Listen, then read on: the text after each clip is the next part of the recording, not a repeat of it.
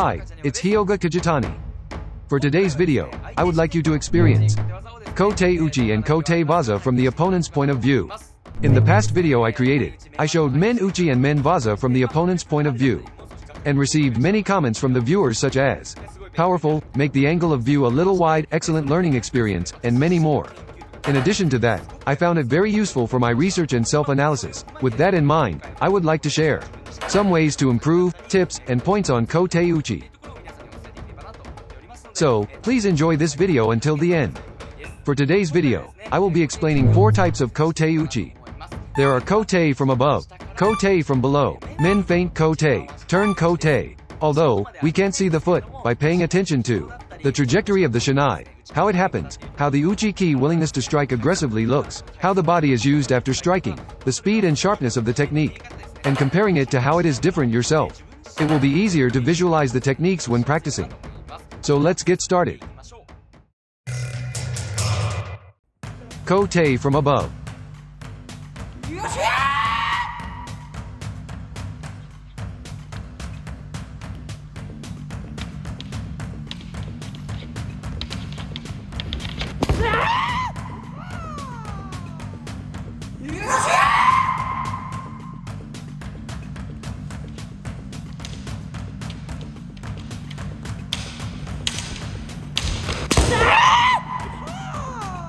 Watch it again in a slow motion.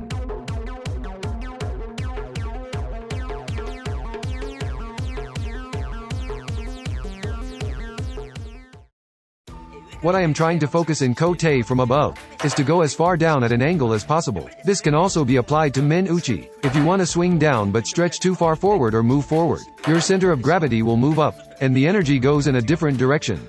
This lightens the force of strike and thrust, and it will take longer for the body to go from floating to landing. Since the speed of strikes and thrusts also gets slower, try to strike and thrust diagonally downwards as much as possible. However, I still felt that I was floating more than I had imagined. The other thing is Kote-uchi. For me, it is like striking downwards. I was striking with my arms outstretched. So for this, there is still room for improvement. Finally, after the strike, the Shinai swings backward after striking, which should be the case for all strikes. Even though I am doing Tai Sabaki, the men is being exposed, so there will be a higher risk of getting Oji Vaza. Tai Sabaki, the evasion of attack, or other advantageous position gained by body movement or through footwork. Oji Vaza, techniques for counterattack, i.e., Surya Gewaza, Uchiotoshi Vaza, Ka Eshi Vaza and Nuki Vaza. This is the area of improvement. After striking, it is good to be aware that the Shinai should be held in front of the body. The next is Kote from below. Kote from below.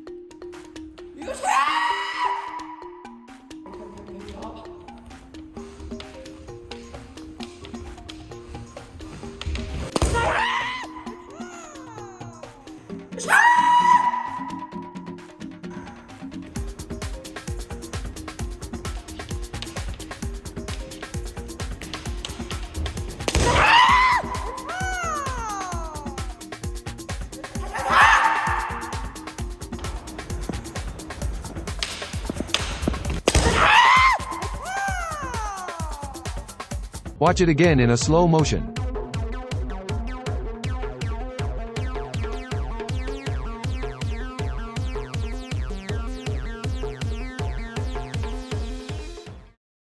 What I am trying to focus in Kote from below is not to lower the tip of the Shinai too much. In the 65th and 66th All Japan Championships, Nishimura-sensei scored a Kote from below on the Nihonmi second run of both finals, and he stops the Shinai in a crazy unthinkable position. He stops it just below the opponent's Shinai and strikes a Kote. In addition, the way the center of gravity is placed, the speed after hitting, the speed at the moment of striking. Everything is incredible. If you look at me in comparison to that, it makes me sad because I really look like I'm in slow motion. As for the way of striking and the trajectory after striking, I tend to hold my Shinai forward, out of habit. And after striking and moving forward, my left hand goes outward. That is off to the left side of my body, and this is how I imagine it. The sides have become open. So, imagine the body going in. For Nishimura-sensei, his sides are tight from the moment he strikes and his left fist moves forward. This is also connected to the appearance of sharpness, so this is an improvement point. Next is men feint kote. Men feint kote.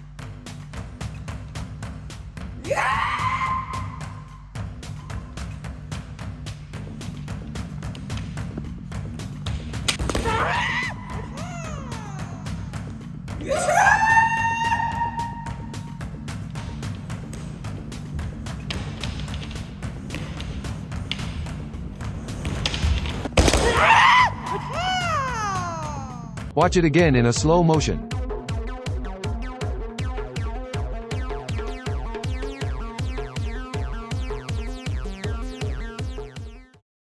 What I am trying to focus in men feint kote is to strike with the sound of da-dan. I have told you this many times, but as you try to get your body to follow the rhythm, you will able to move faster. In addition, it is also important to make the feint look like men. If you strike from kote-kote, or from men-kote, they will avoid your kote. Since you are going to attack with full force, the opponent raises the hand, which is where you can attack. Furthermore, the timing of the striking is also important. Since the opponent is not afraid of a strike from a distance, it is necessary to study the timing to strike men, to determine which timing is most likely to raise the opponent's hand. If I had to point out an area of improvement in my men feint kote, I would say that I have been warned about it since high school. The stepping sound is too loud when feinting. That would interfere with the sound of the second step. This is a disadvantage as it makes it difficult for the referees to see the strike as an ippon. So, a little more reduction of the sound of the first step would be an improvement. In addition to that, the first men will look soft. So to create a sense of balance in there, you can stop for a moment in the movement and strike men kote, or hold back from the movement and strike men kote. So we will need to create a flow that is balanced. Lastly, let's take a look at turn kote. Turn kote.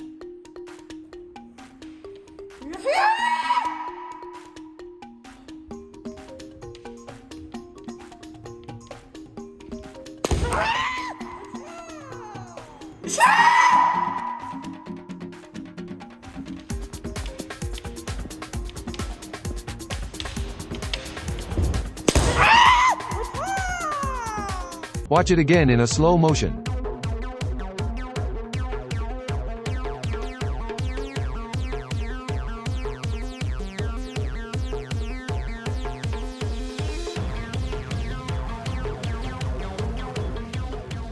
Bonus Dadotsu failure pattern first take.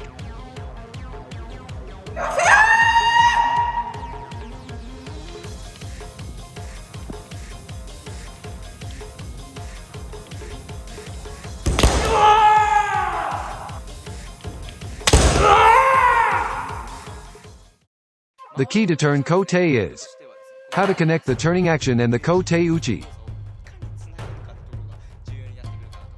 If the movements are done separately, you will be attacked at the moment of turning. So it is important to study how to connect kote quickly while turning. In particular, if the turning motion is done with the hands alone, it will be a large circle. So experiment and practice are required to use the body in this way. For the opponents who aim at kote men, whose hands are easily raised by the turning action, due to the presence of a turn men. And for those who aim at dabana men at the moment of turning, it is also effective to aim half a step faster in the turning action. Kote men. Striking a men immediately after simultaneous kote-uchi from both players. I have included a failure pattern at the end of the video, which shows that the turning motion is faster when the technique doesn't work. You may want to look at your failure patterns. If you find that the turns in your unsuccessful strikes are faster than the turns in your successful strikes. In my failure patterns, I was hitting with the senses like steal a distance men, or kote men, so change the image. Or if you have been hitting while turning, you can also strike directly downwards after turning. So, just like this, you can learn from your mistakes. So, how was it? Kote from above, kote from below. Min feint kote, turn kote. The left fist moves away from the body after striking a kote-uchi. Shinai's tip is too far back. This is one area where I definitely need to improve. If looking at my moves made you think it is too slow, or the strike is too weak, I think you are at a high level, and it may be helpful for you to watch videos of matches such as the All Japan Championships. Again, I've explained the Kote-uchi, including my own improvement areas. Not only the way Kote-uchi looks and the way you strike, but also the parts that I think is not good, like the last Kote-uchi. When I look back on it later, I was surprised at how well I did it. I'd love to see you do some of that kind of research. So, see you on my next video. Thank you for watching until the end.